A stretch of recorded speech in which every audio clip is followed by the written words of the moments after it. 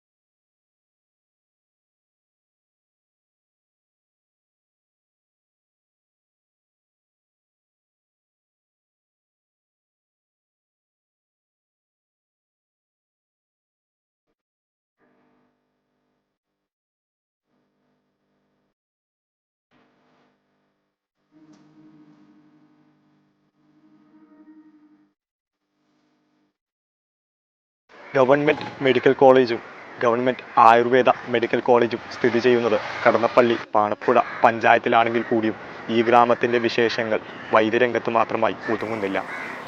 കേരളത്തിൻ്റെ ഏറ്റവും പ്രിയപ്പെട്ട ഗാനരചയിതാവ് കൈതപ്രം ദാമോദരൻ നമ്പൂതിരിക്ക് ജന്മം നൽകിയിട്ടുള്ള മണ്ണുകൂടിയാണ് കടന്നപ്പള്ളിയുടേത്. കലാകായിക സാംസ്കാരിക രംഗത്ത് ഒട്ടനവധി വ്യത്യസ്തമാർന്ന അധ്യായം രചിച്ചിട്ടുള്ള ഈ നാട് ജന്മിത്ത വിരുദ്ധ പ്രക്ഷോഭങ്ങളിൽ എന്നും മുൻപന്തിയിലായിരുന്നു എന്നുള്ളത് ചരിത്രം പരിശോധിച്ചാൽ നമുക്ക് കാണാൻ സാധിക്കും. ക്ഷേത്രങ്ങളുടെ നാടുകൂടിയായിട്ടുള്ള കടന്നപ്പള്ളി പാണപ്പുഴ പഞ്ചായത്തിൻ്റെ വിശേഷങ്ങളാണ് നമ്മൾ ഇന്ന് ചർച്ച ചെയ്യുന്നത്. കടന്നപ്പള്ളി പാണപ്പുഴ 2 റവന്യൂ വില്ലേജുകൾക്കും പഞ്ചായത്ത് രൂപീകരണ കാലത്ത് പ്രത്യേക പഞ്ചായത്തുകൾ ഉണ്ടായിരുന്നു.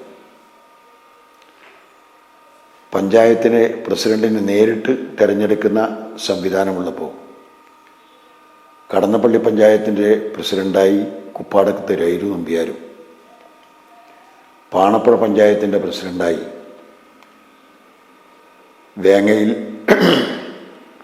നായനാരും വേലായുധം നായനാരും തിരഞ്ഞെടുക്കപ്പെട്ടു.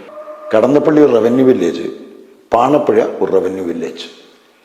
ഈ ആദ്യകാല പഞ്ചായത്തുകളെ അത് പുനർസംവിധാനം ചെയ്യുന്ന സന്ദർഭത്തിൽ ജനസംഖ്യയെ അടിസ്ഥാനപ്പെടുത്തി പരിശോധിച്ചാൽ പാണപ്പുഴ വില്ലേജിൽ ജനസംഖ്യ വളരെ കുറവായിരുന്നു. അതുപോലെ തന്നെ തനത് വരുമാനം തീരെയില്ല. ഒരു പഞ്ചായത്തായ റവന്യൂവിൽ നിലനിൽക്കില്ല എന്ന് വന്നപ്പോഴാണ് ഈ 2 വില്ലേജുകളെയും ഉൾപ്പെടുത്തിക്കൊണ്ട് കടന്നപ്പള്ളി പാണപ്പുഴ പഞ്ചായത്ത് രൂപീകരിച്ചത്. ഇതേപോലെ തന്നെ സഹകരണ മേഖലയിൽ നമുക്കിത് കാണാൻ വേണ്ടി സാധിക്കും. പാണപ്പുഴ സർവീസ് ബാങ്ക് ഉണ്ടായിരുന്നു, കടന്നപ്പള്ളിയിൽ സർവീസ് ബാങ്ക് ഉണ്ടായിരുന്നു. അത് രണ്ടിനും തനതായി നിലനിൽക്കുമ്പോൾ ചില പ്രശ്നങ്ങളുണ്ടാകും എന്ന് പറഞ്ഞപ്പോഴാണ് അത് അമാൽഗമേഷൻ നടന്നത്. ഇപ്പോൾ കടന്നപ്പള്ളി പാണപ്പുഴ സർവീസ് സഹകരണ ബാങ്കാണ്.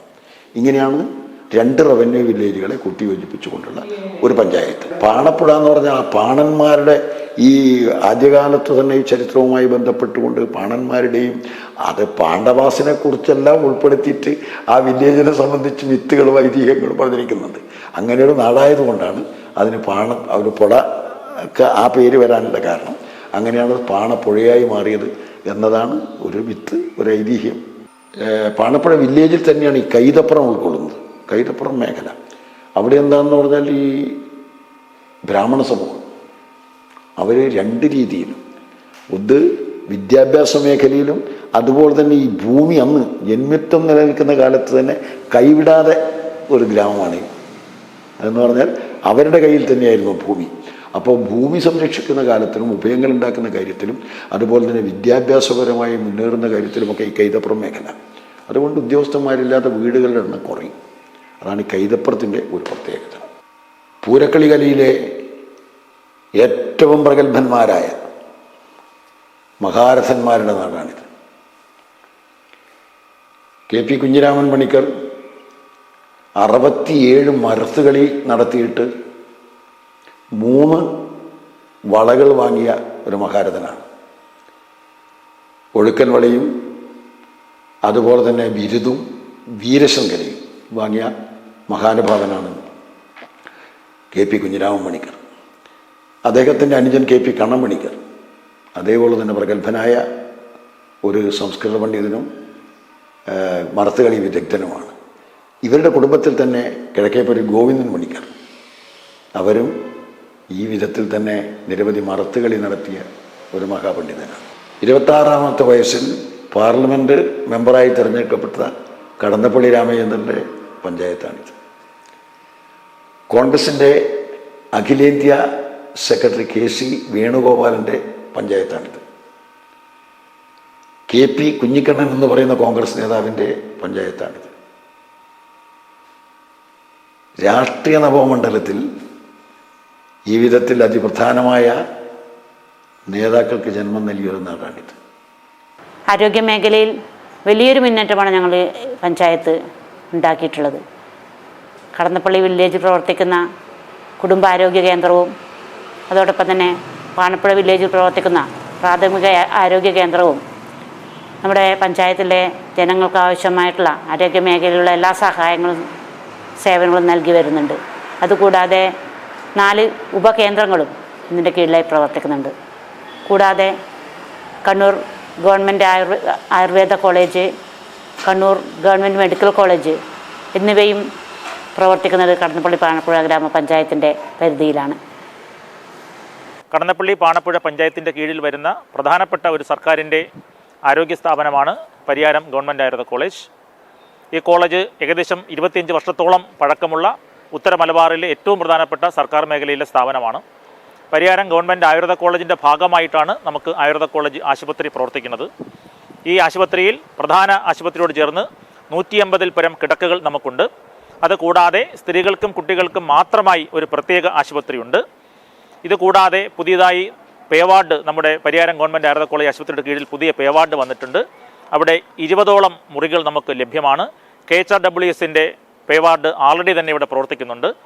അപ്പോൾ ആയുർവേദ മേഖലയിലെ മിക്കവാറും എല്ലാ നൂതന ചികിത്സകളും ലഭ്യമായ ഒരു സർക്കാർ സ്ഥാപനമാണ് പരിയാരം ഗവൺമെൻറ് ആയുർവേദ കോളേജ് ആശുപത്രി.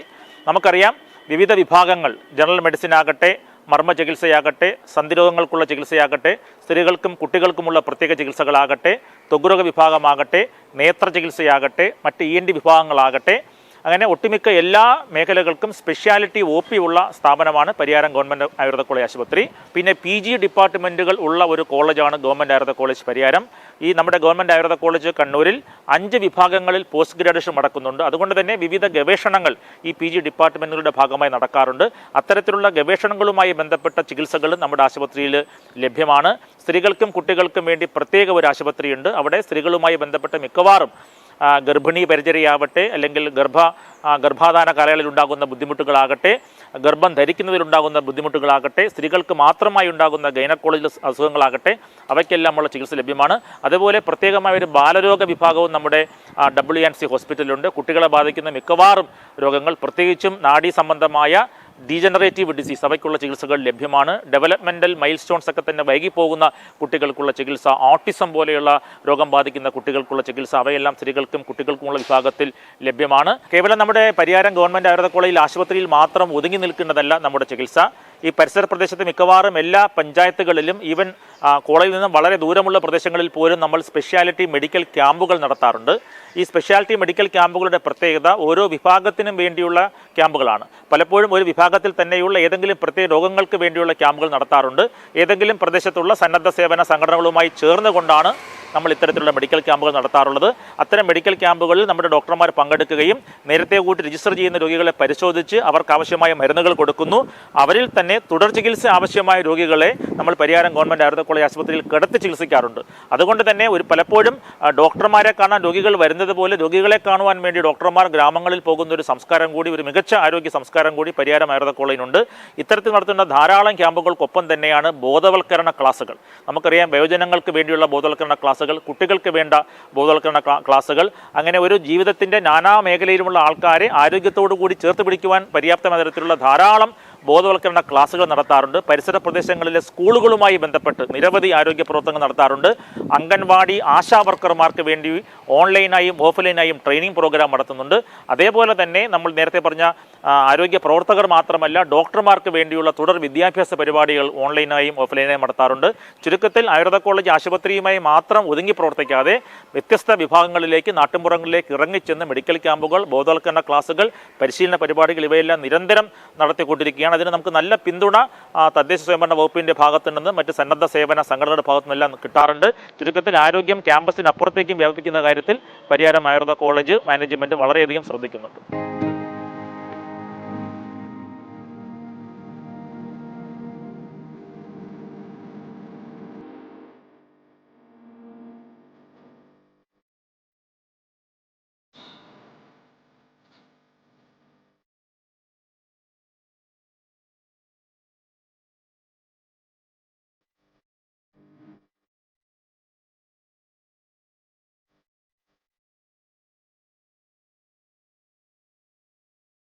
മെഡിക്കൽ കോളേജ് ഇപ്പോൾ ഗവൺമെൻറ് ഏറ്റെടുത്തതിന് ശേഷം വലിയൊരു വികസന പ്രവർത്തനങ്ങളാണ് ഇപ്പോൾ സംഘടിപ്പിച്ചിട്ടുള്ളത്. 252 കോടിയിലധികം രൂപയുടെ വികസന പ്രവർത്തനങ്ങൾ ഇപ്പോൾ അവിടെ MLAയുടെ പ്രത്യേക താല്പര്യപ്രകാരം ഇപ്പം ഗവൺമെൻറ് ഫണ്ട് ഉപയോഗിച്ചുകൊണ്ട് ഇപ്പോൾ ചെയ്തു വരുന്നുണ്ട്. ഇപ്പോൾ വലിയൊരു, എനിക്ക് തോന്നുന്നത് നമ്മുടെ കേരളത്തിൽ തന്നെ ഏറ്റവും വലിയൊരു സിന്തറ്റിക് ട്രാക്ക് ഇപ്പോൾ കഴിഞ്ഞ ദിവസം മുഖ്യമന്ത്രി ഉദ്ഘാടനം ചെയ്ത് കഴിഞ്ഞിട്ടുണ്ട്.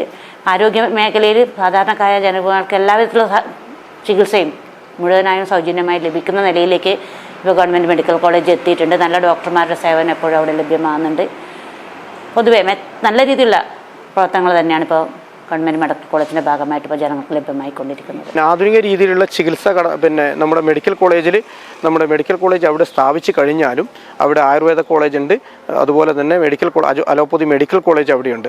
മെഡിക്കൽ കോളേജിൽ ആവശ്യമായ ഡോക്ടർമാരില്ല. അപ്പോൾ അത് സഹകരണ മേഖലയിൽ തുടങ്ങിയ ഒരു കോളേജാണ്. അതിൻ്റെ നടപടിക്രമങ്ങളിലെല്ലാം തട്ടി നിന്നുകൊണ്ട് അതിൻ്റെ ഗവൺമെൻറ് ഏറ്റെടുക്കുക ചെയ്തിട്ട് പോലും അവിടുത്തെ ഡോക്ടർമാരില്ല. ഡോക്ടർമാരുള്ളത് തന്നെ സമരത്തിലാണ്. അവർക്ക് ശമ്പളം കിട്ടുന്നില്ല. അവിടുത്തെ സ്റ്റാഫുകളില്ല.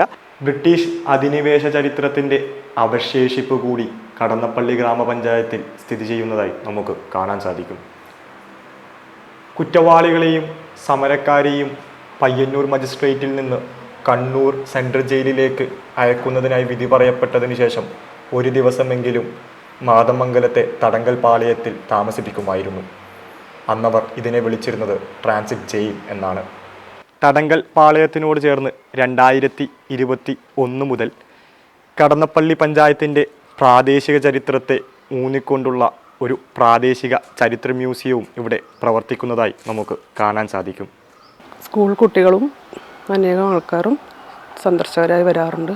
ആഗസ്റ്റ് 15 മാതമംഗലം സ്കൂളിലെ കുട്ടികൾ സ്വാതന്ത്ര്യദിനാഘോഷത്തിൻ്റെ ഭാഗമായി പരിപാടി നടത്തിയിരുന്നു.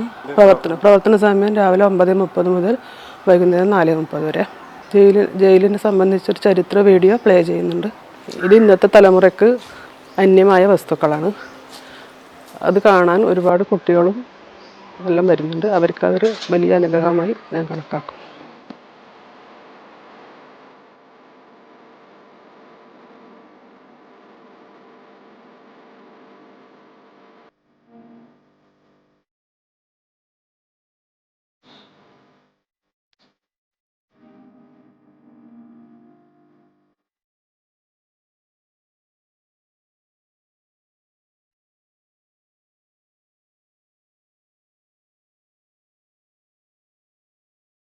ബോധത്തെയും കാലബോധത്തെയും നിർണ്ണയിക്കുന്നത് വിഷത്തിനോടും ദുരിതങ്ങളോടും പടവെട്ടിയാണ് മനുഷ്യവർഗം മുന്നോട്ട് നീങ്ങിയത്. കടന്നപ്പള്ളി പാണപ്പുഴ പഞ്ചായത്തിന് മാത്രം അവകാശപ്പെടാവുന്ന ചില സമര പാരമ്പര്യങ്ങളുണ്ട്. കർഷക സംഘടനകൾ രൂപീകരിക്കപ്പെടുന്നതിനും മുമ്പ് ഈ പ്രദേശത്തെ കർഷകർ അവരുടേതായ നിലനിൽപ്പിന് വേണ്ടി സമരം ചെയ്തിരുന്നു, സംഘടിച്ചിരുന്നു.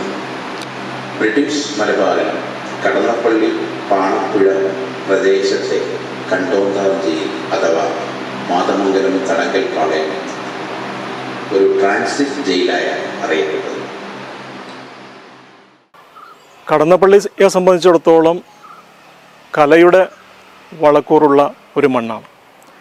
1930കളിൽ തന്നെ ഇവിടെ നൃത്ത സംഗീത നാടകങ്ങൾ അവതരിപ്പിക്കപ്പെട്ടിട്ടുണ്ട്. മഹാകവി കുട്ടമത്തിൻ്റെ ബാലഗോപാലൻ ഈ കടന്നപ്പള്ളി UP സ്കൂളിൻ്റെ പരിസരത്ത് പഴയ തലമുറയിൽപ്പെട്ട ആളുകൾ അവതരിപ്പിച്ചിട്ടുണ്ട്. അതേ നാടകത്തിൻ്റെ തന്നെ അവതരണം പിന്നീടും ഇവിടെ ഉണ്ടായിട്ടുണ്ട്. അതുപോലെ മഹാകവി കുട്ടമത്തിൻ്റെ ദേവയാനി ചരിതവും ഈ പ്രദേശത്ത് അവതരിപ്പിച്ചിട്ടുണ്ട്. 1970കളിൽ അമേച്ചർ കലാസമിതികൾ ഉദയം ചെയ്യുകയും ഒരു 80നും 90നും ഇടയിൽ വളരെ സജീവമായി അമേച്ചർ നാടക പ്രസ്ഥാനം നമ്മുടെ പ്രദേശത്ത് വേരോടുകയും ചെയ്തിട്ടുണ്ട്.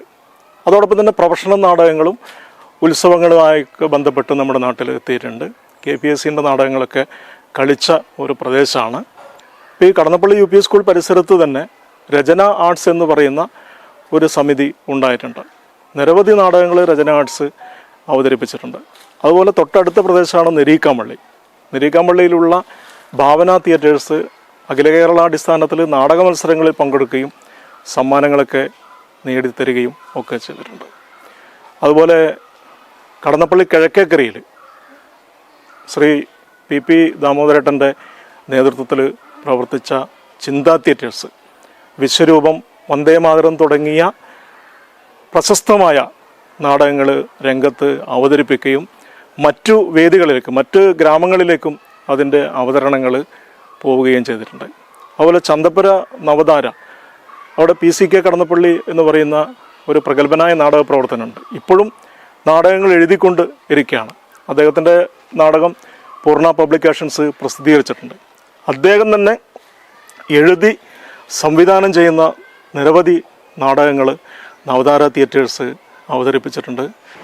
അതോടൊപ്പം തന്നെ വിദ്യാഭ്യാസ മേഖലയിൽ എടുത്ത് പരിശോധിച്ച് നോക്കിയാൽ ഓരോ വാർഷിക പദ്ധതിയിലും നല്ലൊരു തുക നമ്മൾ വിദ്യാഭ്യാസ മേഖലയിലേക്ക് നീക്കി വെച്ചുകൊണ്ടിരിക്കുന്നുണ്ട്.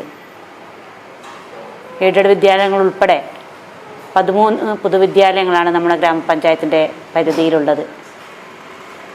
ഈ 13 പൊതുവിദ്യാലയങ്ങളുടെയും അടിസ്ഥാന സൗകര്യങ്ങൾ എന്നുള്ളത് ഏറെ മെച്ചപ്പെട്ട നിലയിലാണ്. അതോടൊപ്പം തന്നെ കുട്ടികളുടെ വിദ്യാഭ്യാസ ഗുണനിലവാരം വർദ്ധിപ്പിക്കുന്നതിനാവശ്യമായ രീതിയിലും കുട്ടികളുടെ കായിക ആരോഗ്യം മെച്ചപ്പെടുത്തുന്നതിനാവശ്യമായ രീതിയിലുള്ള പദ്ധതികളും വെച്ചുകൊണ്ട് ഏറെ മാതൃകാപരമായ പ്രവർത്തനങ്ങളാണ് ഗ്രാമപഞ്ചായത്ത് സംഘടിപ്പിച്ചു വരുന്നത്. അതുപോലെ തന്നെ സ്വന്തമായി 28 അംഗൻവാടികൾക്കും കെട്ടിടമുള്ള ഒരു പഞ്ചായത്ത് എന്ന പ്രത്യേകത കൂടി നമ്മുടെ ഗ്രാമപഞ്ചായത്തിനുണ്ട്. 1981 ചന്തപ്പുര ജുമാ മസ്ജിദിന് കീഴിലെ മദ്രസ കെട്ടിടത്തിൽ കടന്നപ്പള്ളി ഹയർ സെക്കൻഡറി സ്കൂൾ അതിൻ്റെ പ്രവർത്തനം ആരംഭിക്കുന്നത്. നിലവിൽ 900ഓളം വിദ്യാർത്ഥികളുള്ള ഈ വിദ്യാലയം പാഠ്യേതര മേഖലകളിൽ മുന്നിട്ട് നിൽക്കുന്നതായി നമുക്ക് കാണാൻ സാധിക്കും. ഹയർ സെക്കൻഡറിയിൽ സയൻസ്, കൊമേഴ്സിന് പുറമെ ഹോം സയൻസ് ബാച്ചും ഇവിടെയുണ്ടോ? നമ്മുടെ കുട്ടികൾ എല്ലാ പരിമിതികളെയും മറികടന്നുകൊണ്ട് തന്നെ മേളകളിലും കായികമേളയിൽ നമ്മൾ ഇത്തവണ സബ് ജില്ലയിൽ ഓവറോൾ കിരീടം നേടിയിട്ടുണ്ട്. അതുപോലെ തന്നെ കലാമേളയിലും നമ്മൾ റണ്ണറപ്പാണ് ഈ വർഷം. അതുപോലെ എല്ലാ സ്കോളർഷിപ്പുകൾ അതിലൊക്കെ ഇൻസ്പയർ അവാർഡ് 2 കുട്ടികൾക്ക് കിട്ടിയിട്ടുണ്ട്, NMMS കിട്ടിയിട്ടുണ്ട്. അതുപോലെ നമ്മുടെ സ്കൂളിലുള്ള കുട്ടികളുടെ വളരെ താല്പര്യത്തോടെ എല്ലാ കാര്യത്തിലും ഇടപെടുന്ന കുട്ടികളും അധ്യാപകരുമാണ് ഇവിടെയുള്ളത്. ഇത്തവണ SPC അതുപോലെ നമ്മുടെ സ്കൂളിൽ SPC കേഡറ്റുകളുടെ 2 ബാച്ചുണ്ട്. വളരെ നല്ല പ്രവർത്തനങ്ങളാണ് SPC നടത്തുന്നത്. ലഹരിക്കെതിരായിട്ടുള്ള പ്രവർത്തനങ്ങളും അതുപോലെ കാർഷിക മേഖലയെ അടുത്തറിയാൻ വേണ്ടിയിട്ടുള്ള പ്രവർത്തനങ്ങൾ, നെൽകൃഷി അതുപോലെ കിഴങ്ങ് കൃഷി ഒക്കെ നമ്മൾ നടത്തിയിട്ടുണ്ട്. വിവിധങ്ങളായ പരിപാടികൾ SPCയുടെ നേതൃത്വത്തിൽ നടത്തുന്നുണ്ട്. അതുപോലെ JRC ഉണ്ട്, സ്കൗട്ട് ഇത്തരം യൂണിറ്റുകളും നമ്മുടെ സ്കൂളിലുണ്ട്. കഴിഞ്ഞ തുടർച്ചയായി 5-6 വർഷങ്ങളായി 100% വിജയമാണ് SSLCക്ക് ലഭിച്ചിട്ടുള്ളത്. അതുപോലെ 35 കുട്ടികൾക്ക് കഴിഞ്ഞ വർഷം ഫുൾ A+ ഉണ്ടായിരുന്നു. അങ്ങനെ കുട്ടികൾ ചെറിയ എണ്ണം കുട്ടികളാണെങ്കിൽ പോലും കുട്ടികളുടെ മികവ് വളരെ വലുതാണ്. വിജയ ശതമാനവും ഇത്തവണയും ഉയർത്തണമെന്നാണ് നമ്മളെല്ലാവരും അതിനുവേണ്ടി കഠിനമായി പരിശ്രമിക്കുകയാണ്. നല്ലൊരു വിജയം SSLCക്ക് ഉണ്ടാവണമെന്നാണ് നമ്മൾ ആഗ്രഹിക്കുന്നത്. അതിനുവേണ്ടിയുള്ള ശ്രമം നടത്തിക്കൊണ്ടിരിക്കുകയാണ്. ഇപ്പോൾ നമുക്ക് 13 ഡിവിഷനാണുള്ളത്. 487 കുട്ടികളുണ്ട് ഈ സ്കൂളിൽ, ഹൈസ്കൂളിൽ. അധ്യാപകർ സ്ഥിര അധ്യാപകർ 13 പേരേ ഉള്ളെങ്കിലും ബാക്കിയുള്ളവർ ഡെയിലി വേജസ് ആയിട്ട് ഉള്ള അധ്യാപകരെ നിയമിച്ചുകൊണ്ടിരിക്കുന്നുണ്ട്. ഇപ്പോൾ നിലവിൽ അവരുണ്ട്. അതുപോലെ PTA വളരെ ഊർജ്ജസ്വലമായിട്ട് ഇടപെടുന്ന ഒരു PTA നമ്മുടെ സ്കൂളിൻ്റെ എല്ലാ പ്രവർത്തനത്തിലും, അക്കാദമിക പ്രവർത്തനങ്ങളിലും നമ്മുടെ ഭൗതിക സാഹചര്യങ്ങൾ മെച്ചപ്പെടുത്തുന്ന കാര്യത്തിലായാലും ഒക്കെ PTA നന്നായി ഇടപെടുന്നുണ്ട്. അത്തരമൊരു കമ്മിറ്റിയാണ് നമുക്കുള്ളത്.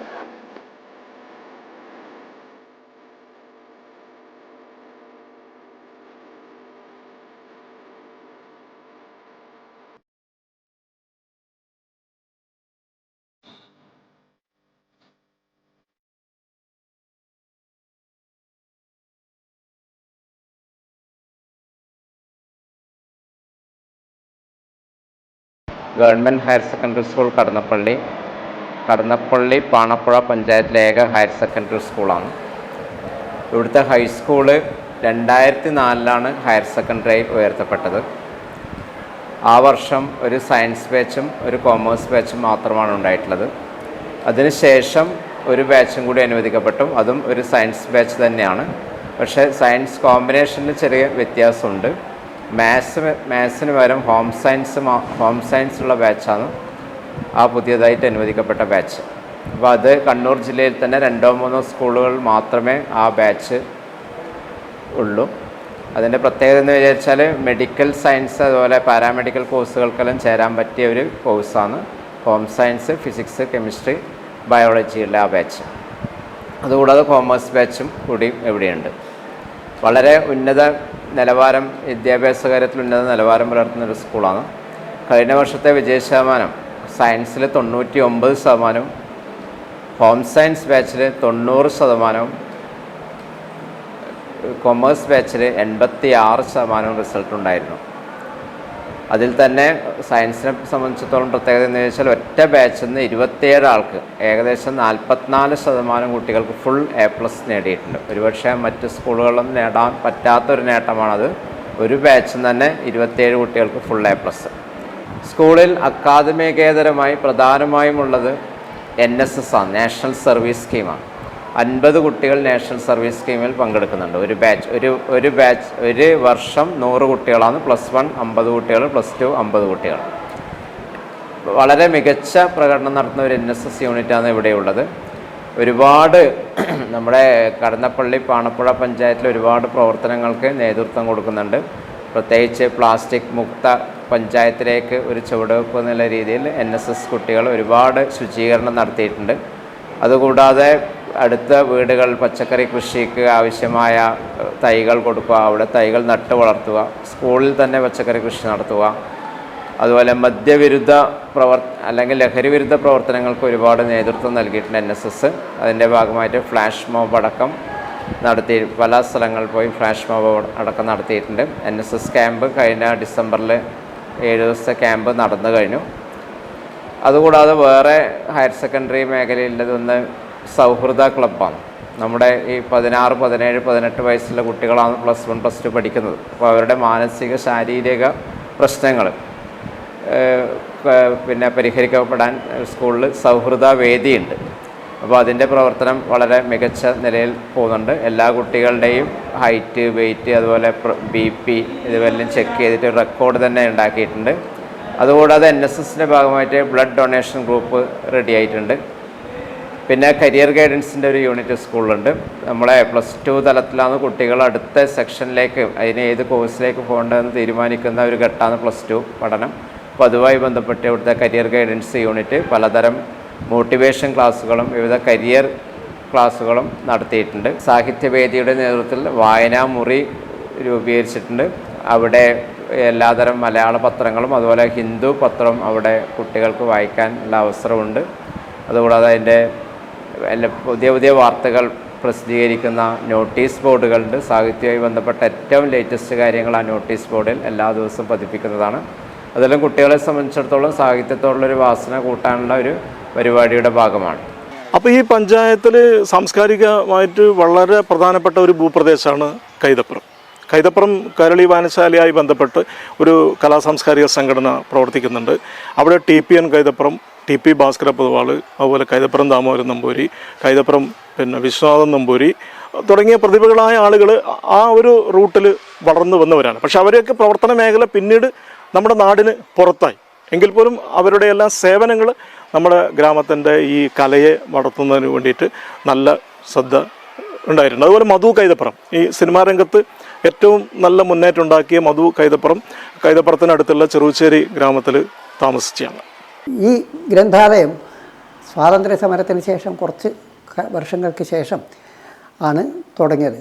1956 ആണ്. അപ്പോൾ ആ സമയത്ത് അത്രയധികം ഇതില്ല, കുറേ പുസ്തകങ്ങൾ 2000-ഓളം പുസ്തകങ്ങൾ സംഘടിപ്പിച്ചിട്ട് ലൈബ്രറി തുടങ്ങിയത് കുറച്ചുകൂടെ കഴിഞ്ഞിട്ടാണ്.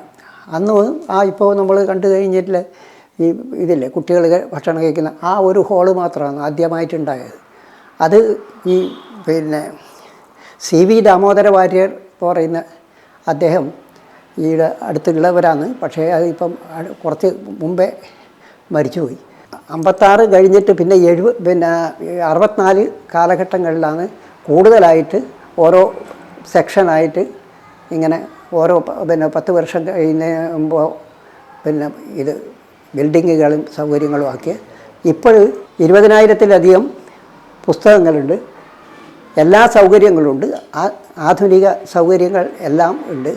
കൈതപ്പുറം ദാമോദരൻ നമ്പൂതിരി എന്ന് പറയുന്ന ആൾ ആദ്യകാലം മുതൽക്ക് ഇവിടെയുണ്ട്. ഇതിൻ്റെ ഇതായിട്ട് അയാൾ സ്കൂൾ പഠിക്കുന്ന കാലഘട്ടത്തിൽ തന്നെ ആ കാലഘട്ടത്തിലൊന്നും പാടുകയോ ഇതൊന്നും ചെയ്തിട്ടില്ല. പക്ഷേ വായിക്കും. ഇവിടെ അന്ന് പുസ്തകങ്ങൾ കുറവാണെങ്കിലും എല്ലാ പുസ്തകങ്ങളും 2-3 പ്രാവശ്യം വായിച്ചാണ്. അതുപോലെ ആധ്യാത്മിക രംഗത്തുള്ളതായ അതും ഒക്കെ ഇവിടെ ഏറ്റവും അധികം നല്ല രീതിയിൽ ആ കാലഘട്ടത്തിൽ ഉപയോഗിച്ചതാണ് അയാളുടെ ഇന്നത്തെ പദസമ്പത്ത്. ലൈബ്രറി ഇപ്പം ഏറ്റവും നല്ല ഒരു പൊസിഷനിലായി. ഇപ്പോൾ തന്നെ ഈ എല്ലാം ഗ്ലാസും ഇതുമെല്ലാം മാറ്റി കുറേ കൂടി ഇതാക്കിയത് ഇപ്പോഴാണ് ഉള്ളത്. ഇനിയിപ്പം നമുക്ക് ഉള്ള സ്ഥലം മാക്സിമം നമ്മളിപ്പം ഉപയോഗിച്ച് കഴിഞ്ഞു. അപ്പോൾ അതിന് മേലെയുള്ള മറ്റുള്ള പരിപാടികളും കാര്യങ്ങളിലും അല്ലാതെ കണ്ട് കെട്ടിട സംബന്ധമായിട്ട് വേറെ കാര്യങ്ങളൊന്നുമില്ല. ടൂറിസം മേഖലയിൽ നമുക്ക് ഗവൺമെൻറ്റിൽ തന്നെ ഒരു പ്രപ്പോസൽ ഉണ്ടായിരുന്നു. ഈ വണ്ണാത്തിക്കടവ് പുഴയുമായി ബന്ധപ്പെട്ട ഒരു ടൂറിസം പ്രപ്പോസൽ ഗവൺമെൻറ് ഇതിലുണ്ട്. അതോടൊപ്പം അതിൻ്റെ ഭാഗമായി തെയ്യം മ്യൂസിയം ഇവിടെ തന്നെ ചന്തപ്പുര തന്നെ തെയ്യം മ്യൂസിയം ആരംഭിക്കുന്നതിന് വേണ്ടിയുള്ള പ്രവർത്തനങ്ങൾ ഇപ്പം നടന്നു വരുന്നുണ്ട്. അതുകൂടാതെ നമ്മൾ മത്സ്യവുമായി ബന്ധപ്പെട്ട് അക്വേറിയം വലിയ നിലയിൽ തന്നെ ഒരു അക്വേറിയം ഉൾപ്പെടെ ഉണ്ടാക്കുന്നതിന് വേണ്ടിയൊരു പ്രപ്പോസൽ, അത് ടൂറിസം മേഖലയ്ക്ക് ഉൾപ്പെടെ ഊന്നൽ നൽകിക്കൊണ്ടുള്ള ഒരു പ്രപ്പോസൽ ഇപ്പോൾ MLA-യുടെ പരിഗണനയിലുണ്ട്. അതോടൊപ്പം തന്നെ നമ്മുടെ കാരക്കുണ്ട് വെള്ളച്ചാട്ടം, അത് സ്വകാര്യ വ്യക്തിയുടെ ഉടമസ്ഥതയിലുള്ളതാണ്. അപ്പോൾ അതും കൂടി വികസിപ്പിച്ചെടുക്കാൻ വേണ്ടി നമുക്ക് സാധിക്കുകയാണെങ്കിൽ ടൂറിസം മേഖലയിൽ വലിയൊരു മുന്നേറ്റം നമുക്ക് ഉണ്ടാക്കാൻ വേണ്ടി സാധിക്കുന്ന നിലയാണ് ഇപ്പോൾ ഉള്ളത്. കടന്നപ്പള്ളി പാണപ്പുഴ പഞ്ചായത്തിൽ 4336 ഹെക്ടറാണ് ടോട്ടൽ കൾട്ടിവബിൾ ഏരിയ എന്ന് പറയുന്നത്. അതിൽ തന്നെ 70 ഹെക്ടറായിട്ട് നമുക്ക് നെൽകൃഷിയാണ് ചെയ്യുന്നത്, 70 ഹെക്ടറും. അതിൽ 8 പാടശേഖരമാണ് ഉള്ളത്. പിന്നെ ഇവിടെ കൂടാണ്ട് റബ്ബർ, കവുങ്ങ്, നെല്ല്, തെങ്ങ്, പച്ചക്കറികൾ അങ്ങനെ എല്ലാം തന്നെ കൃഷികൾ ഇവിടെ ചെയ്യുന്നുണ്ട്. പിന്നെ മെയിനായിട്ടും 15 ഹെക്ടറോളം മഴക്കാല പച്ചക്കറികൾ ഇവിടെ കൂടുതലായിട്ട് ഉൽപ്പാദിപ്പിക്കുന്നുണ്ട്. പിന്നെ നെല്ല്, തെങ്ങ്, കവുങ്ങ്, കുരുമുളക്, വാഴ, പച്ചക്കറി ഇവക്കൊക്കെ നമ്മൾ കൃഷിഭവനിൽ നിന്ന് സബ്സിഡികൾ കൊടുക്കുന്നുണ്ട്. പിന്നെ കഴിഞ്ഞ വർഷം നമ്മൾ കുറുന്തോട്ടി കൃഷി ചെയ്തിരുന്നു. അതിൽ നമ്മൾ 4 ഹെക്ടറാണ് ചെയ്തത്. അത് കല്ലാശ്ശേരി മണ്ഡലം MLAയുടെ കീഴിലാണ് നമ്മൾ കല്യാശ്ശേരി മണ്ഡലം MLAയുടെ കീഴിലാണ് നമ്മൾ 4 ഹെക്ടറോളം കുറുന്തോട്ടി കൃഷി ചെയ്തത്. ഈ വർഷം 3.5 ഹെക്ടറാണ് നമ്മൾ കുറുന്തോട്ടി കൃഷി ചെയ്യാൻ ഉദ്ദേശിക്കുന്നത്. പിന്നെ PM കിസാൻ്റെ ഭാഗമായിട്ട് 2500ഓളം കർഷകർക്ക് ആനുകൂല്യങ്ങൾ കൃഷിഭവനിൽ നിന്ന് നമ്മൾ കൊടുക്കുന്നുണ്ട്. പിന്നെ SHM, ലീഡ്സ്, ആത്മ ആ പദ്ധതികളുടെ ഭാഗമായിട്ടും ആനുകൂല്യങ്ങൾ നമ്മൾ കൊടുത്തു വരുന്നുണ്ട്. പിന്നെ ഈ വർഷം നമ്മൾ ഉള്ള പുതിയ പദ്ധതികൾ എന്ന് പറയുമ്പോൾ റൈസ്, നെല്ല്, തെങ്ങ്, കവുങ്ങ് എന്നിവയുള്ള വികസന പദ്ധതിയുണ്ട്. പിന്നെ രോഗം ബാധിച്ച കവുങ്ങ് തൈകൾ മുറിച്ചു മാറ്റുക എന്നുള്ള പദ്ധതിയുണ്ട്.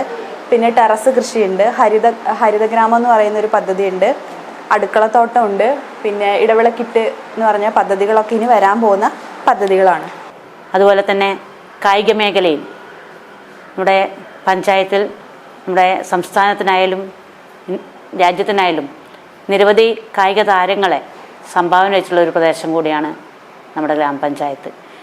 ഗ്രാമപഞ്ചായത്തിൻ്റെ ഉടമസ്ഥതയിൽ 5 കളിസ്ഥലങ്ങൾ ഇപ്പോൾ നിലവിലുണ്ട്. അതോടൊപ്പം തന്നെ MLA ഫണ്ട് ഉപയോഗിച്ചുകൊണ്ട് പാണപ്പുഴ വില്ലേജിൽ ഇൻഡോർ സ്റ്റേഡിയം ഇപ്പോൾ നല്ല രീതിയിൽ വോളിബോൾ താരങ്ങൾക്ക് ആവശ്യമായ പരിശീലനം നൽകുന്നതിന് പ്രവർത്തിച്ചു വരുന്നുണ്ട്. അതോടൊപ്പം തന്നെ ടൂറിസം രംഗത്ത് നല്ലൊരു സാധ്യത ഉള്ളൊരു പഞ്ചായത്താണ് കടന്നപ്പള്ളി പാണപ്പുഴ ഗ്രാമപഞ്ചായത്ത്.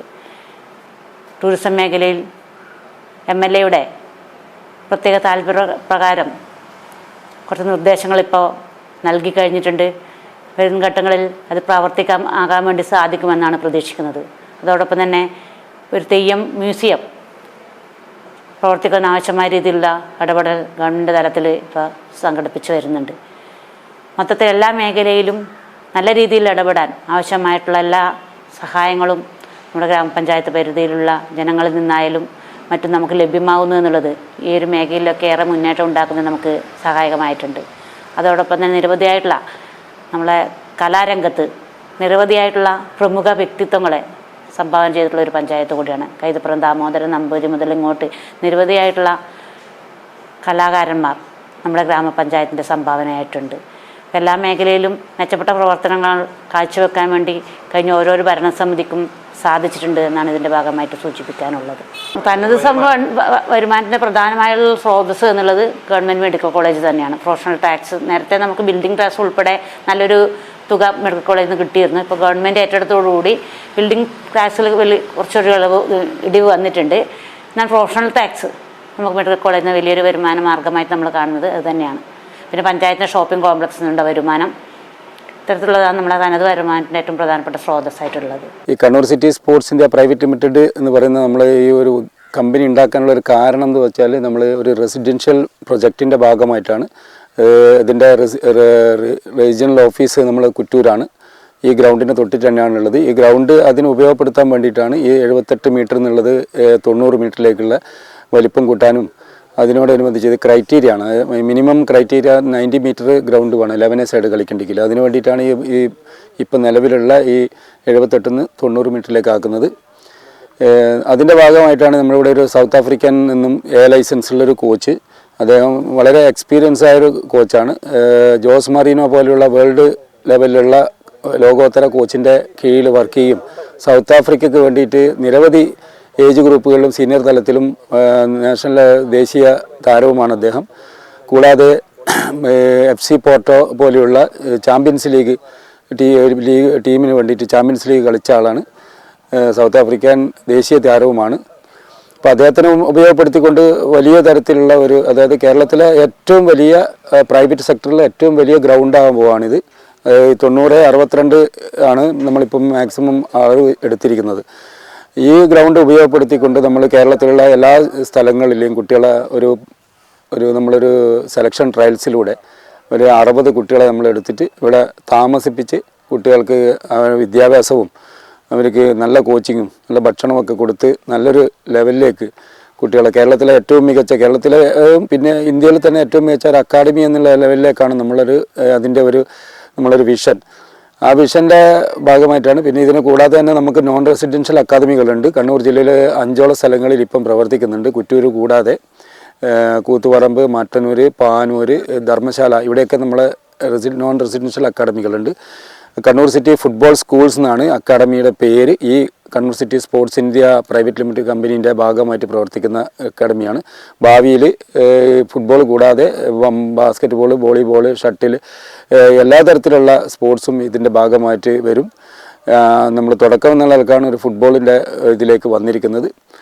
പിന്നെ ഇതിൽ നിന്നും നമ്മൾ നല്ല കുട്ടികൾ ഇതിൻ്റെ അകത്ത് നിന്ന് വരുന്ന പ്രൊഡക്റ്റുകൾ എടുത്തിട്ട് ഞങ്ങൾ ജില്ലാ ഫുട്ബോൾ അസോസിയേഷൻ്റെ ലീഗ് മത്സരങ്ങളിൽ പാർട്ടിസിപ്പേറ്റ് ചെയ്യുന്നുണ്ട്. ഈ വർഷം നമ്മൾ 5ാം ഡിവിഷൻ ചാമ്പ്യൻസാണ്. ഇതിൻ്റെയൊക്കെ ഭാഗമായിട്ടാണ് നമ്മൾ ഈ കാര്യങ്ങൾ ഇവിടെ ഈ കുറ്റൂർ നമ്മൾ ഈ കാര്യങ്ങളൊക്കെ ചെയ്യുന്നത്. Football academy, football residential school ഇതൊക്കെ വർക്കൗട്ട് ചെയ്യുന്നത്.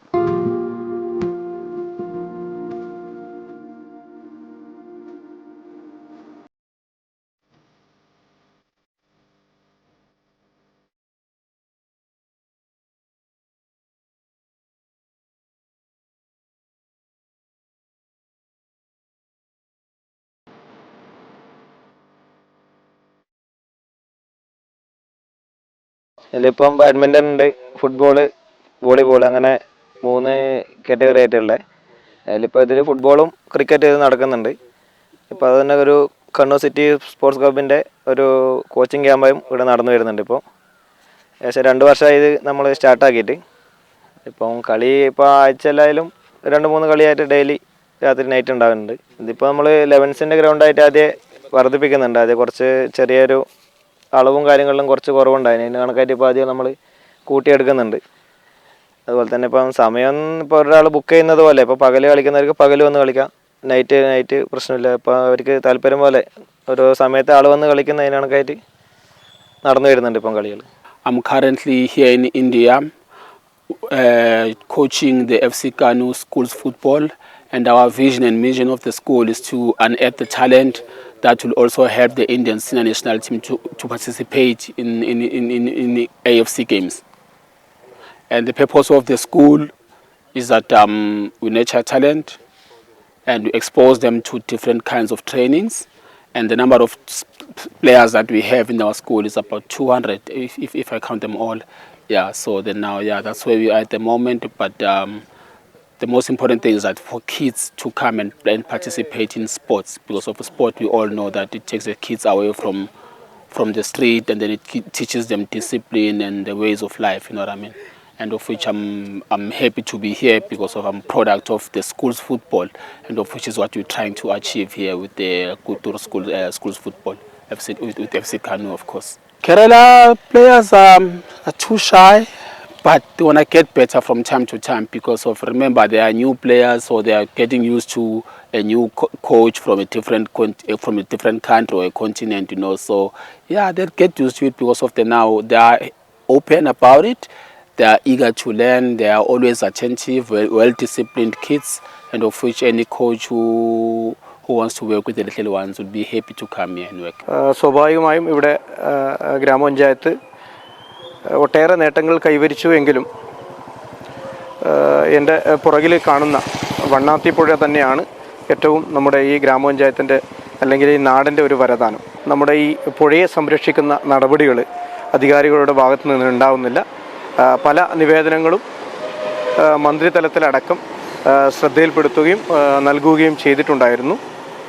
വണ്ണാത്തിപ്പുഴയുടെ കരയിടിച്ചലും അതുപോലെ തന്നെ അതിലെ സൈഡിലുള്ള മരങ്ങളൊക്കെ ഈ പ്രസിദ്ധമായ നമ്മുടെയൊക്കെ വരദാനമായ പുഴയിലേക്ക് മണ്ണിടിഞ്ഞ് വീണും അതുപോലെ തന്നെ കരയിടിച്ചലും ഒക്കെ രൂക്ഷമായി അനുഭവപ്പെടുകയാണ്.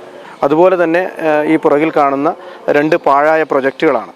നമ്മുടെ ഈ കുടിവെള്ളം ഇവിടുന്ന് പുഴയിൽ നിന്നും ശേഖരിച്ചുകൊണ്ട് കുടിവെള്ളം ശേഖരിക്കുവാൻ വേണ്ടി അടുത്ത പഞ്ചായത്തുമായി കരാറിൽ ഏർപ്പെടുകയും അത് പാതി വഴിയിൽ വർഷങ്ങൾക്ക് മുമ്പേ ഉപേക്ഷിച്ച് വലിയ നഷ്ടം സംഭവിച്ചിരിക്കുന്ന ഒരു കാഴ്ചയാണ്. 2 ടാങ്കുകളാണ് എൻ്റെ പുറകിൽ കാണുന്നത്.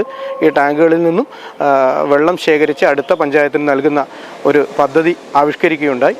അതിൻ്റെ ഭാഗമായി ലക്ഷക്കണക്കിന് രൂപ ഇവിടെ ചെലവഴിക്കുകയുണ്ടായി.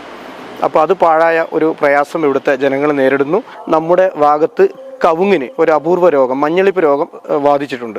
അതുകൊണ്ട് അടക്ക കർഷകരും അതുപോലെ തന്നെ തെങ്ങിൻ്റെ ഒക്കെ പിന്നെ ഓലയും കൂമ്പും ഒക്കെ ചീഞ്ഞുകൊണ്ട് തെങ്ങിനും കവുങ്ങിനും ഒക്കെ മഞ്ഞളിപ്പ് രോഗം വ്യാപകമായി ബാധിക്കുന്നതുകൊണ്ട് പല പ്രദേശത്തും കൈതപ്രവും ചെറുവുച്ചേരിയും പാണപ്പുഴയും പോലെയുള്ള പ്രദേശത്ത് അടക്ക കർഷകർ നിരാശരാണ്. അപ്പോൾ കാലാകാലങ്ങളിൽ അത് ഗ്രാമപഞ്ചായത്ത് ഇടപെട്ട് അതിന് ചെയ്യേണ്ടതാണ്. പക്ഷേ കൃഷി വകുപ്പെന്നും ഗ്രാമപഞ്ചായത്തിനും ധനസഹായങ്ങൾ നമുക്ക് യഥാവിധി നൽകാൻ സാധിക്കുന്നില്ല. അതൊരു വലിയ വസ്തുതയാണ്. അപ്പോൾ എല്ലാ പറമ്പിലും പോയാൽ ഒരു 50ഓളം കവുങ്ങൾ, ചുരുങ്ങിയത് ഒരു 50ഓളം കവുങ്ങൾ മഞ്ഞളിപ്പ് രോഗം ബാധിച്ച അവസ്ഥയിലാണ്. അപ്പോൾ ഇത് മുറിച്ച് മാറ്റി പുതിയ റീപ്ലാന്റ് ചെയ്ത് ഈ രോഗം എന്താണെന്ന് കണ്ടുപിടിക്കാൻ വേണ്ടിയിട്ടുള്ള ഒരു അവോഹാവോ അല്ലെങ്കിൽ ഒരു ശരിക്കും ഒരു സർജറി തന്നെ ഇവിടെ ആവശ്യമാണ്. കലയുടെ, കായികത്തിൻ്റെ, സാഹിത്യത്തിൻ്റെ ഈറ്റില്ലമായിട്ടുള്ള കടന്നപ്പള്ളി പാണപ്പുഴ പഞ്ചായത്തിൻ്റെ വിശേഷങ്ങൾ ഇവിടം കൊണ്ട് അവസാനിക്കുന്നില്ല. കൊളോണിയൽ അധിനിവേശത്തിൻ്റെയും ജന്മിത്വവിരുദ്ധ പ്രക്ഷോഭങ്ങളുടെയും ചരിത്രമുറങ്ങുന്ന ഈ നാട് ഇനിയും മുന്നേറട്ടെ എന്ന് നമുക്ക് ആശംസിക്കാം. നമ്മുടെ നാടിൻ്റെ അടുത്തൊരു എപ്പിസോഡുമായി വീണ്ടും കാണും വരേക്കും എല്ലാ മാന്യ പ്രേക്ഷകർക്കും നന്ദി, നമസ്കാരം.